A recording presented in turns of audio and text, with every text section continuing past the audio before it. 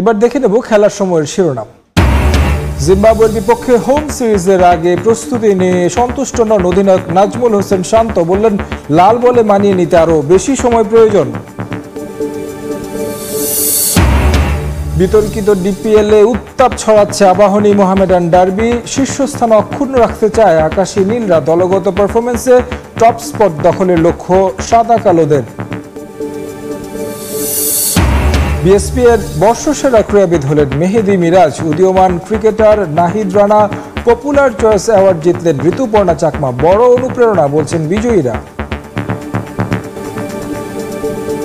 এরকম যদি আপনার অ্যাওয়ার্ড পেতে থাকেন তাহলে খেলার মাঠে দেখবেন আরও সবাই উজ্জীবিত হবে এবং সবাই চাবে যেন ভালো খেলার জন্য। লাইফে নতুন কিছু আসলে অবশ্যই নতুন এক্সপিরিয়েন্স হয়, তার আলহামদুলিল্লাহ ভালো লাগছে। আমি যে প্রসেস আগাচ্ছি কিংবা যে জিনিসটা এতদিন করেছি ওই জিনিসটাই করবো, সামনে ভালো কিছু হবে।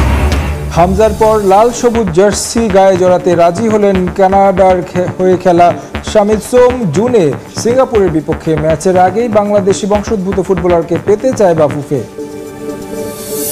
Advanced human controlled flying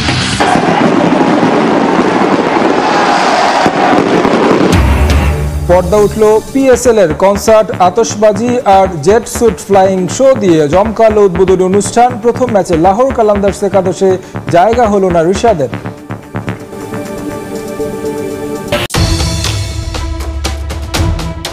হৃদয়ের টানে শেকড়ের মায়ায় ছুটে আসা এক রাশ ভালোবাসা, যেন সময় নিজেই থমকে দাঁড়িয়ে বলছে, এই মুহূর্তে ইতিহাস লেখা হচ্ছে।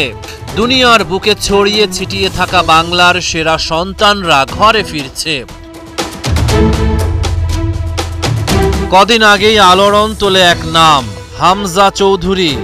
ইংলিশ ফুটবলের রঙিন বাতাবরণ ছেড়ে হৃদয়ের আহ্বানে তিনি এসে দাঁড়ান বাংলাদেশের লাল সবুজের পতাকার ছায়ায়।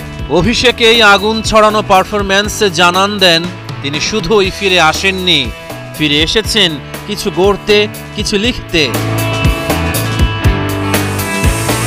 এবার সেই সুরেই যেন আরেকটি তারার আগমন ঘনিয়ে আসছে।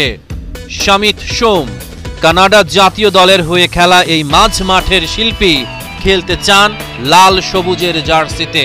শামিত, যার শরীরে যেন বইছে দুটি নদীর স্রোত, এক প্রান্তে কানাডার ঠান্ডা হাওয়া, অন্য প্রান্তে সিলেটের সবুজ স্নিগ্ধতা।